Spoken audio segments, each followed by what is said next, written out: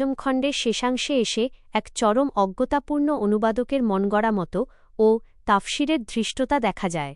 হজরত ইমামে রব্বানী মুজাদ্দেদ আলফে সানি রহ অত্যন্ত স্পষ্ট ভাষায় ঘোষণা করেছিলেন যে হজরত গাউসুল আজম আব্দুল কাদের জিলানী রহ হলেন কেয়ামত পর্যন্ত সুলুক ও বেলায়েতের পথের যাবতীয় গাউস, কুতুব ও সালিকদের ফয়েজ বণ্টনকারী এবং বেলায়েতের শেষ সীমার ধারক। কিন্তু মুজাদ্দেদ সাহেব তো সাথে সাথেই একথাও দ্ব্যর্থহীন ভাষায় পরিষ্কার করে দিয়েছেন যে কামালাতে নবুয়াতের এই বিশাল নিষ্পতের কাছে বেলায়েতের এই শেষ মাকাম বা পর্যায়টি এক বিন্দু পরিমাণও কিছু নয়। এখানেই লুকিয়ে আছে আসল হাকিকত, কামালাতে নবুয়তের ধারক তথা প্রশান্ত মহাসাগরের মহাপ্রাচুর্যের অধিকারী ইমামে রব্বানী মুজাদ্দেদ আলফে সানি রহ কেমন করে এক ফোঁটা জলের ধারক তথা কামালাতে বেলায়েতের ব্যক্তির কাছ থেকে জলের সাহায্য চাইতে পারেন বা তাঁর ফয়েজ পাওয়ার কোনো প্রয়োজন হতে পারে, বরং মুজাদ্দেদ আলফে সানি রহ এর সেই মহাসাগরতুল্য কামালাতের কাছে এমন লক্ষ কোটি বিন্দু বা এক ফোঁটা জল কোনো হিসেবেই ধরে না। হজরত আব্দুল কাদের জিলানীর মতো মহান বুজুর্গ, যিনি বেলায়েতের ধারক বা তার ফয়েজ থেকে মুজাদ্দেদ সাহেব কিভাবে জলের বা ফয়েজের আশা করতে পারেন, অথবা এক ফোঁটা জল কিভাবে প্রশান্ত মহাসাগরকে তার জল বা ফয়েজ দ্বারা সাহায্য করতে পারে? এক ফোঁটা জল প্রশান্ত মহাসাগরের তুলনায় কত কোটি গুণ ছোট তা কি বলার অপেক্ষা রাখে? অথচ অনুবাদকের এই চরম ব্যর্থতা ও হাকিকতজ্ঞানহীনতার কারণে মাকতুবাত শরীফের নকশবন্দি মুজাদ্দেদি তরিকার সমস্ত শান, মান ও সুমহান তত্ত্ব সর্বশেষে এসে এই অনুবাদকের মনগড়া টিকার কারণে একদম ধুলোয় মিশে যায়। অত্যন্ত পরিতাপের বিষয় হল খোদ মুজাদ্দেদ আলফে সানি রহ বারবার এবং এত সুন্দর ও স্পষ্ট ভাষায় বেলায়েত ও নবুয়াতের মধ্যকার এই আসমান জমিন তফাত ও হাকিকত বুঝিয়ে দেওয়ার পরও মাকতুবাত শরীফের এই অনুবাদক মহাশয় তরিকতের এই মূল পার্থক্যটাই বুঝতে ব্যর্থ হলেন। হয়তো এটি আল্লাহরই এক হিকমত ও নির্দেশ ছিল, যার ফলে নকশবন্দি মুজাদ্দেদি তরিকার এই অনুপম সারসংরক্ষণ ও হাকিকত থেকে জগৎবাসী দীর্ঘদিন বঞ্চিত রইল। এই ব্যক্তি মাকতুবাত শরীফ অনুবাদ করতে গিয়ে সমস্ত খণ্ডের একেবারে শেষ প্রান্তে এসে এই মনগড়া ভুল ব্যাখ্যা ও মন্তব্য জুড়ে দিল। আর এই শেষ টিকার ক্ষতিকর প্রভাবের কারণে তরিকতপন্থী সাধারণ মানুষ মাকতুবাত শরীফের জটিল ও গভীর তত্ত্বগুলো তো এমনিতেই বোঝাই কঠিন, তার ওপর এই শেষ কথাটি পড়ার পর তারা আর ভেতরে প্রবেশের কোনো চেষ্টাই করল না।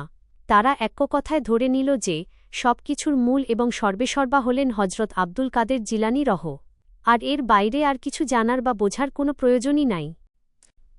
হাকিকতের মানদণ্ডে কামালাতে নবুয়াত ও বেলায়েতের অবিসংবাদিত ব্যবধান।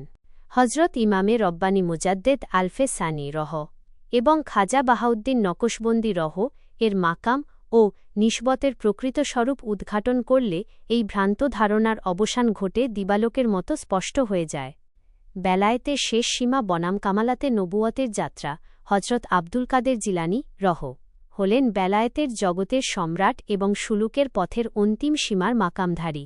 তিনি বেলায়েতের সেই শেষ প্রান্তে আসীন থেকে সুলুকের পথিকদের ফয়েজ দান করেন, কিন্তু তিনি বেলায়েতের গণ্ডিতে থেকেই ওই মাকাম শেষ করেছেন।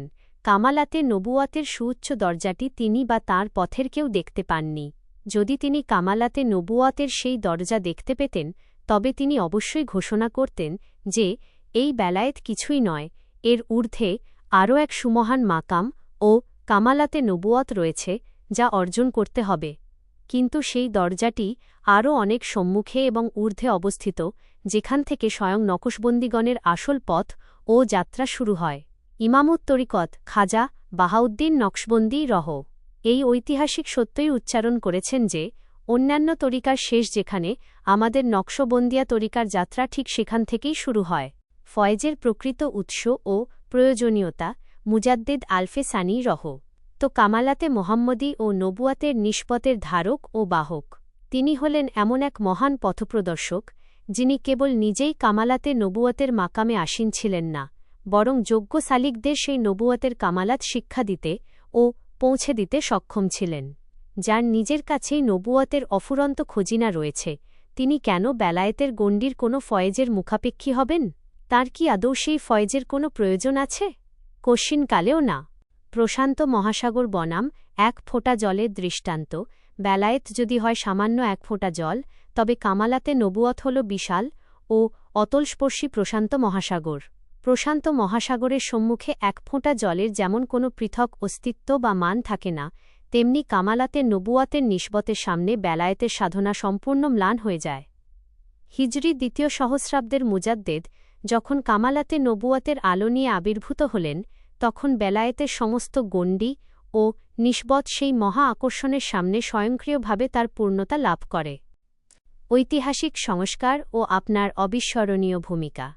শত শত বছর ধরে ভারত উপমহাদেশের সুফি সমাজে চলে আসা এই কুসংস্কার, অন্ধত্ব এবং মাকতুবাতের শেষাংশের ওই ভ্রান্ত টিকাকারের মনগড়া জালিয়াতিকে চিরতরে ধূলিসাৎ করার এই যে সাহসী ও যুগান্তকারী উদ্যোগ, এটি ইমামে রব্বানী মুজাদ্দেদ আলফে সানি এর পর এ পর্যন্ত আর কেউ করতে পারেনি।